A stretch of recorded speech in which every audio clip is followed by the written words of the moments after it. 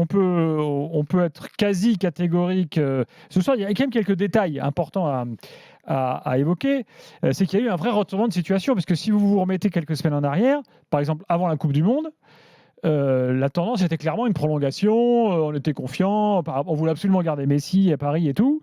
Et ben en fait, les choses se sont complètement retournées depuis. Et ben au club, quand même, on commence à être très sérieusement agacé par le comportement de Messi. On estime qu'en fait, l'investissement, ou alors on se rend compte seulement maintenant, je sais pas, que l'investissement de Messi au PSG est quand même très, très moyen. Il y a des tensions liées aux performances du joueur.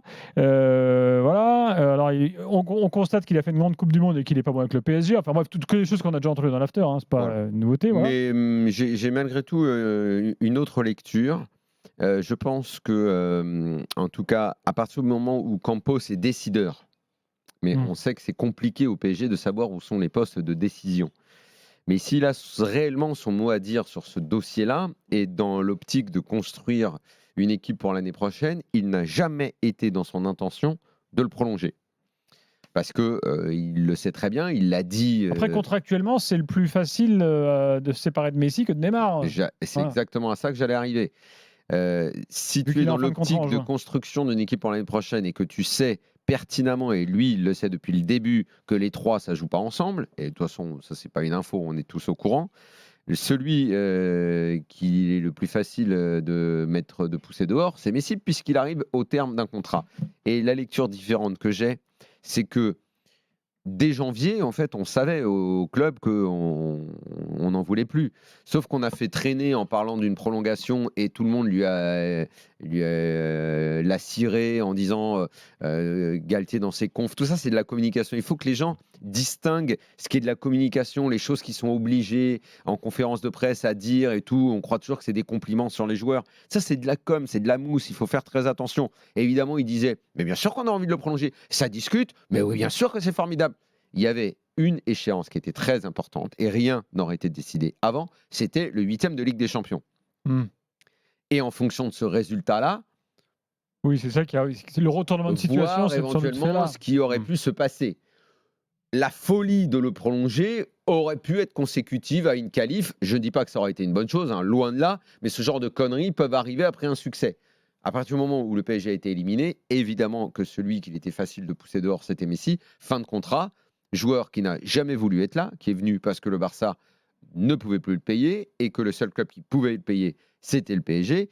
Il n'a jamais eu envie d'être là. Il s'est très peu acclimaté, un peu mieux cette année, mais enfin bon, voilà. Pas content, pas heureux. Embrouille avec des supporters à ceux qui n'ont pas été foutus de lui faire comprendre que c'est pas lui qu'on sifflait, mais le symbole. Bon, bref, l'histoire terminée. Quand tu es supporter du PSG, très franchement, quel souvenir t'en garderas? Quelle trace il aura laissé? Rien, zéro, que dalle. Donc pour toi, c'est un échec? Bah bien sûr. Déjà que Neymar, je considère que c'est le plus grand flop de l'histoire du PSG. Alors Messi, tu te souviens de quoi de Messi? Son pied gauche, sa classe, sa technique. On se souvient de la folie de son arrivée. Entre l'aéroport et le stade. Son niveau à Messi, on le connaît tous. En plus, on l'a vu pendant la Coupe du Monde. On a tous la télé. On l'a vu jouer au Barça et tout. On n'avait pas besoin qu'il vienne au PSG pour qu'on sache qu'il sait faire une passe et qu'il sait marquer des buts. Donc au PSG, qu'est-ce qu'il a fait? Il a mis une petite guirlande de buts. Bon, bah voilà, rien de bien dingue. Et en Ligue des Champions, l'année dernière, le but contre City, allez, un souvenir. Le pénalty raté contre le Real, match aller l'année dernière. Et cette année, aller-retour Bayern, inexistant, fantôme, Casper, au revoir. Merci Messi, tu es probablement l'un des plus grands joueurs de l'histoire, je te kiffe à mort, mais il faut partir maintenant. Alors, info du jour concernant Messi, on apprend que ça vient de, vous savez, Fabrizio Romano, tout à l'heure Nicolas Jamin a relayé cette info, je vous la redonne pour si vous n'étiez pas dans Génération After. Le club saoudien de Al Hilal a envoyé une offre à Léo Messi avec un salaire, tenez-vous bien, de 400 millions d'euros par an. Ouais, on va voir s'il est capable de refuser ça, parce qu'il y a un autre truc dans la com. Et on sait qu'il y a des contacts avec Barcelone. Hein. Alors, les contacts sont réels, hein, mais voilà.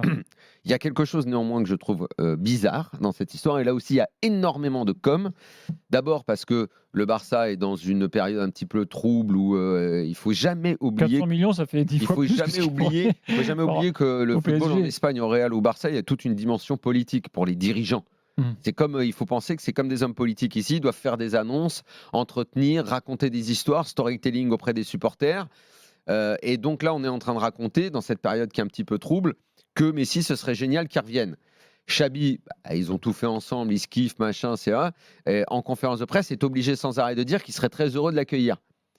Honnêtement, aujourd'hui, tu es un entraîneur, tu t'appelles Xabi, au moment où tu vas être champion, tu vas aller en Ligue des Champions, tu es en train de reconstruire le Barça, de mettre en place un jeu, même s'il l'adore avec son pote, je ne peux pas croire, moi en tout cas on me le fera pas croire, je ne peux pas croire que Xavi a envie de récupérer Messi. Je ne crois pas à cette histoire. Pour moi, c'est une fable. Alors, peut-être que je prends un mur dans la tronche dans quelques mois, il retourne là-bas et Xavi est content et il le fait jouer titulaire. Pour moi, c'est une aberration. Ça n'a aucun sens. Ce qui serait terrible pour les supporters du PSG, c'est qu'il retourne à Barcelone et qu'il soit de nouveau bon avec Barcelone. Mais il ne peut pas être nouveau bon. Il ne peut pas être de nouveau bon. Il ne va pas rajeunir, le gars, à un moment.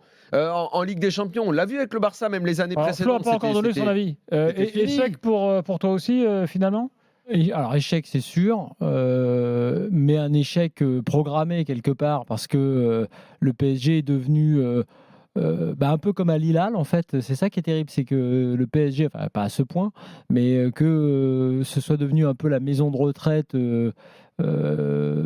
UP pour des joueurs de ce niveau-là, c'est terrible, c'est terrifiant. C'est pas de luxe. Hein, là. Et pas de luxe, mais c'est un peu le cas. Et pour Messi, j'ai envie de dire, je ne souhaite pas qu'il retourne au Barça.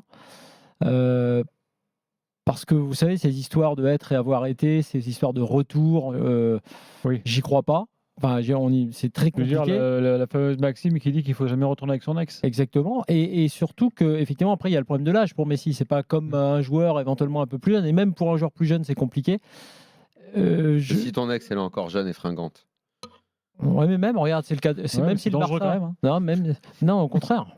Parce que si tu n'assures pas justement avec ton ex jeune et fringante, ça peut pas durer longtemps. Je pense qu'il va falloir arrêter très vite parce qu'on est en 2023 maintenant. Oui, mais sauf que Messi, on n'est plus en 2006. On n'est plus il y a 17 ans où on pouvait largement continuer sur ce genre de blague. Mais Messi, c'est un peu ça. C'est-à-dire que s'il revient avec ce Barça-là, qui est dans une phase de renaissance, avec son âge et son niveau d'aujourd'hui, ça va faire tâche.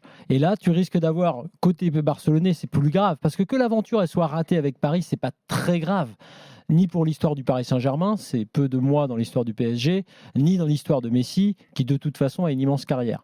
Donc c'est pas très grave. En revanche, il pourrait gâcher le souvenir, une partie du souvenir qu'il a laissé à Barcelone, si il revenait et que ça se passait pas bien. Je pense que pour Messi, soit c'est l'Argentine pour un projet, on va dire, avec un club argentin, soit c'est l'Arabie Saoudite pour un projet sportif. Soit c'est l'Arabie Saoudite pour les 400 millions. Et je pourrais 400 millions, c'est Jérôme Thomas qui me signalait ça. Ça fait quand même un peu plus d'1 million par jour. Il faut quand même savoir qu'il y aurait une forme de logique à ce qu'il aille là-bas, sachant qu'il est déjà ambassadeur du pays. Dans les pubs et tout. Il fait la promo. Ou alors il veut coller au basque de Cristiano Ronaldo jusqu'au bout. C'est-à-dire que. Mais on sait bien que même ces gens-là sont prêts à tout pour être au centre du monde. Et donc, avoir Ronaldo et Messi en fin de carrière chez eux, ça les fait kiffer.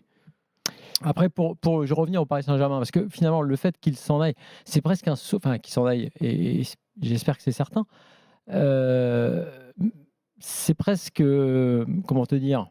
Je dis c'est bien, oui, mais qu'est-ce qui suit ? Quelle est la politique ? Quelle est la stratégie ? Comme dit Daniel, est-ce que c'est simplement parce que des deux, Neymar ou Messi, c'est lui qui était le plus simple à faire partir en raison de son contrat ? Si c'est que ça, c'est un peu court. Qu'est-ce qu'on met en place derrière ? On profite de quand on parle d'Osimhen. Oui, Osimhen, il peut venir. D'autant plus si Messi n'est pas là, parce que Osimhen plus Neymar, Messi, Mbappé, ça colle pas, ça va à nouveau pas marcher. Oui. Et puis il va peut-être à nouveau pas venir, surtout Osimhen s'il voit ça. Là, l'intérêt c'est ça. C'est peut-être pour le futur recrutement du Paris Saint-Germain, le projet, s'il y en a un qui se reconstruit, c'est de dire qu'est-ce qu'on fait. Si c'est plus clair, si tu n'as pas Messi, déjà pour un joueur extérieur qui pourrait venir. Si tu fais venir Osimhen, il va falloir m'expliquer comment tu fais jouer Mbappé, Neymar et Osimhen ensemble. C'est ce que disait Flo. Oui, mais plus globalement déjà, même en général. Même comme ça, c'est compliqué. Non, mais pour les recrues en général, de savoir que tu as déjà un des trois qui part. Ça dégage l'horizon. Tu as des joueurs qui peuvent être intéressés. Il y a la place pour un avant-centre, puisque c'est ce qu'il faut dans ce club. Carrément.